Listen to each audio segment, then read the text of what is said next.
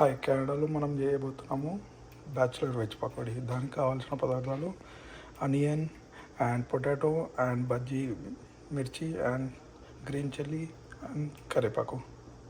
So next దీంట్లో నేను add చేసింది శనగపిండి అండ్ వాము, పసుపు, కారం, ఉప్పు, ధనియాల పొడి. వీటికి నేను కొలతలు ఏం చెప్పట్లేను, అందాజాగా వేసేయండి. అందాజాగా వేస్తేనే మీకు సెల్ఫ్ కాన్ఫిడెన్స్ పెరుగుతుంది. జింజర్ గార్లిక్ పేస్ట్ వేసిన. ఫ్రై ప్యాన్ పెట్టుకోండి. ఫ్రై ప్యాన్ చూసి ఏదో జడ్జ్ చేయకండి, బ్యాచిలర్ కొంప కదా ఇట్లనే ఉంటుంది. ఫ్రై ప్యాన్లో ఆయిల్ వేసిన. మంచిగా అన్ని ఇట్లా మిక్స్ చేసుకోవాలి, నీట్గా రావాలి. మంచిగా ఇట్లా మిక్స్ చేసుకోవాలి నీట్గా. నీట్ ఇన్ ద సెన్స్ ఏదో అట్లా అన్నీ మిక్స్ అయ్యేటట్టు చేసుకోవాలి. అది మిక్స్ చేసుకుంటే ఇది కూడా చూడాలి ఆయిల్ వేడైందా లేదా అని చెప్పి, లేకపోతే ఆయిల్ కాగి ఫ్లేమ్ వచ్చే ఛాన్సెస్ ఉంటాయి. పక్కన ఒక మంచి కాలేది బేసిన్ పెట్టుకోండి. ఆయిల్ వేడైందా కాలేదా చూసుకోవడానికి చిన్న ముక్క ఇట్లా వేసేయండి. వేడైంది రోయి. కకృతి పడి అప్పుడే తినకండి, అది జస్ట్ ఏదో అట్లా కుక్ అవుతుందా లేదా అని చూడడానికి. చేతులు స్టిక్కీ కాకుండా ఈజీ టెక్నిక్. కొంచెం వాటర్లో వాష్ చేసి ఇట్లా మంచిగా బాల్స్ చేసుకొని ఆయిల్లో ఇట్లా డీప్ ఫ్రై చేసుకోవాలి.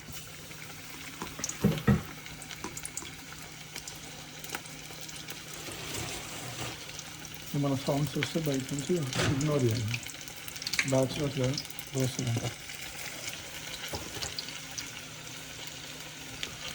నుంచి ముద్దల్లోకి వేసుకొని కొంచెం ప్రెస్ చేసుకొని, మన ఫ్రెండ్స్ వేరే స్టేట్ ఆర్డర్స్ అందుకే మంచిగా వేయాలి. లో ఫ్లేమ్లో బాగుందండి, ఎందుకంటే పొటాటో కుక్కలు కదా బాగుంటుంది. ఇట్లా ఫ్రై అయితే స్లోగా కానివ్వండి. 2 సైడ్స్ మంచిగా ఇట్లా గోల్డెన్ బ్రౌన్ అయినాక తీసేసుకోండి. సో ఇలా మొత్తం అన్ని పిండి మొత్తం వేసేసుకొని తీసి సైడ్కి ఇట్లా పెట్టుకోండి. ఇట్లా మంచిగా ఫ్రై చేసుకొని అన్నీ పక్కకు తీసి పెట్టుకోండి.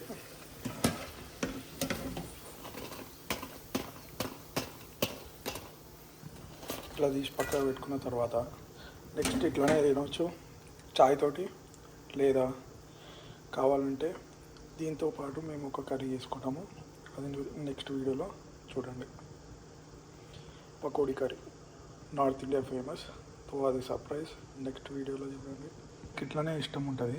సో వాళ్ళ కోసము ఆనియన్స్, కొంచెం చాట్ మసాలా వేసుకొని లేదా గ్రీన్ చట్నీ వేసుకొని దీంతోపాటు మంచి కప్ ఆఫ్ చాయ్ ఉంటే set evening.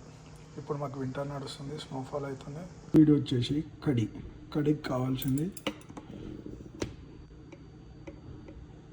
2 table spoon besan,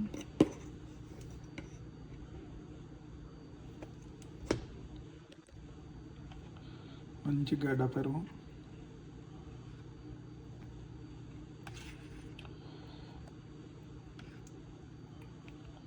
అందులోనే కొంచెం ఉప్పు, ఇంకా పసుపు. మంచిగా ఒక విస్క తీసుకొని ఇట్లా మొత్తం కలిపేసేయండి, ఉండలు లేకుండా. అసలు లంప్స్ ఉండదు. మంచిగా ఇట్లా లంప్స్ లేకుండా మంచిగా ఇట్లా మిక్స్ చేసుకున్న తర్వాత ఒక కప్ ఇట్లా మంచిగా వాటర్ వేసుకోండి. ఇంకొక కప్ వేసుకుంది. ఇట్లా ఓ ఫ్రై ప్యాన్ తీసుకోండి, కొంచెం మంచిగా హీట్ చేసుకోండి. అది కొంచెం మంచిగా వేడైన తర్వాత ఆయిల్ వేసుకోండి. నేను కోకోనట్ ఆయిల్ వేసుకుంటా కుకింగ్కి. ఫ్రైయింగ్కి మాత్రమే వెజిటబుల్ ఆయిల్ వాడతా. మీకు ఏ ఆయిల్ వాడితే ఆయిల్ వేసుకోండి. మంచిగా నీట్ స్పూన్ పెట్టుకొని మంచిగా కోకోనట్ ఆయిల్ మంచిగా వేడి అవగానే స్పూన్ కొందిగా అని చెప్పి ఏం బాధపడకండి, కొంచెం వేడైతే మొత్తం పోతుంది. ఆయిల్ వేడి కాగానే ఇట్లా జీలకర్ర ఇంకా ఆవాలు వేసుకోండి. మంచిగా ఒక ఎర్రమిరపకాయ వేసుకోండి. ఇంగు ఉంటుంది, ఇండియన్ స్టోర్లో పోతే దొరుకుతుంది.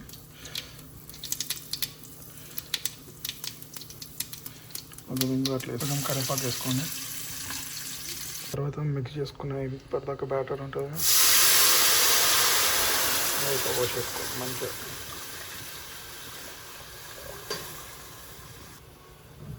మొత్తం ఇట్లా మంచిగా మిక్స్ చేసుకోండి. కింద అడుగు అంటకుండా మంచిగా బాయిలింగ్కి రావాలి.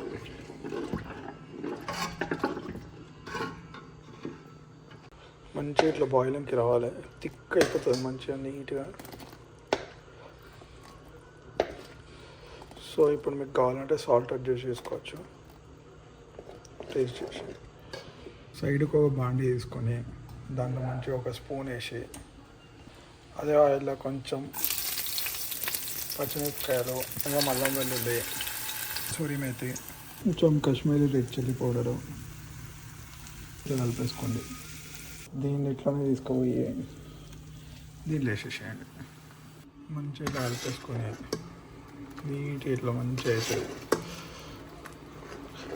రెడ్డిష్ ఆరెంజిష్ కలర్ వస్తుంది.